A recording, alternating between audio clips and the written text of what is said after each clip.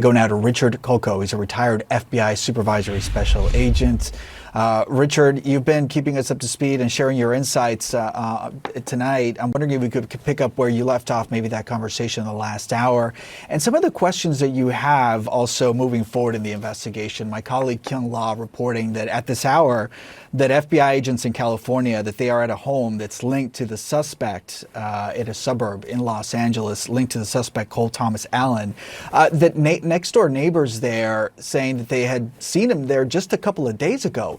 So what are some of those questions that Washington, D.C. authorities, together with their FBI counterparts in California, are urgently trying to answer right now as they build a timeline? That's exactly right, timeline. They're going to start with that where you see him in handcuffs on the floor of the hotel, and they're going to work backwards. They want to know every single place he's went, every person he's spoken with, every person he's communicated with electronically. And that's going to go back to how did he get to Washington, D.C.? When did he make the reservations at the hotel? When did he fly there? When did he purchase or obtain the weapons? What was he posting prior? Then they're going to have to eliminate some of the things that might even almost seem, unlikely, like was he recruited to do this? Highly unlikely, but they've got to rule that kind of thing out. So they're going to be looking at everything he's done. They'll go talk to all of his coworkers, those neighbors that you just mentioned, and they're going to build this intricate, in-depth, complete biography on this person and know everything that they can about him going as far back in time. That's all critical to this investigation. So ultimately, based on what we've learned from authorities thus far, is that this individual pretty much rushed this security screening checkpoint, and then was stopped just a few feet beyond that. So that tells us that at least that layer worked.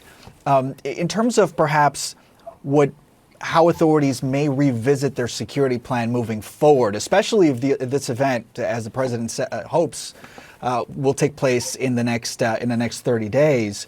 What are some of those security measures that you feel should be put into place to visit the more soft target aspects of this, leading up to that hard target installation that's meant to stop any threats, as we saw play out Saturday, I should say? You can't, when you use the word soft target, that makes it very, very hard to stop every single potential threat. And that's where the training and expertise of the Secret Service agents on site came through and were able to put a stop to this before he was able to get past the metal detectors and even closer to the ballroom. They do things like they run all the names that are checked into the hotel or have reservations on the hotel. But once they do that, there's got to be some information that makes that person pop up in law enforcement's radar. He may not have a background that would say that. Depends what kind of threats were posted or online. Don't forget that there are law enforcement agencies and intelligence community agencies that will not going over First Amendment rights, but do scour the internet for any potential threats against the president. So what kind of postings were made? Who was he communicating with? Did he have anybody else that he had shared his thoughts with? Those are all going to be the important things. And going forward, if they want to try and do this again, you can expect them to do that even more in depth. They're going to be checking. This event will cause things to happen online, in the internet, underground. And those things will pop up now into the intelligence community, into law enforcement's eyes, and that'll help them keep an eye on anybody else that could be coming if this event really does happen 30 days from now. Yeah, and even if they did perform those searches for everybody in the building, as we heard from the Washington, D.C. authorities, that the suspect was not known to D.C.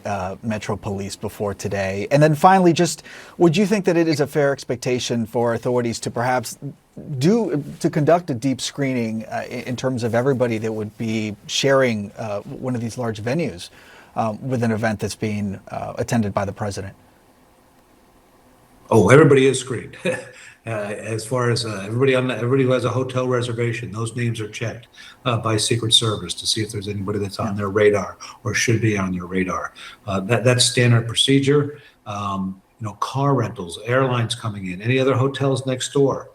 When were the reservations made? Just like when you go to flying an airline, they're always suspicious if you make a reservation that day or if you pay with cash, something like that. So they'll look for any unusual or suspicious reservations that are made at the hotel. Yeah. And of course, the weapons. How did he get those weapons in Washington, D.C.? Right. Were they purchased here? Did he bring them here? So there's a whole. What you can do is you can take out your notebook and you can probably write down 200 questions that you're curious about how this happened and what the FBI wants to know. And that's exactly what they're doing over at FBI headquarters in the Washington field office right now. Retired FBI agent Richard Coco, as always, appreciate your expertise and your time. Thanks, Paul.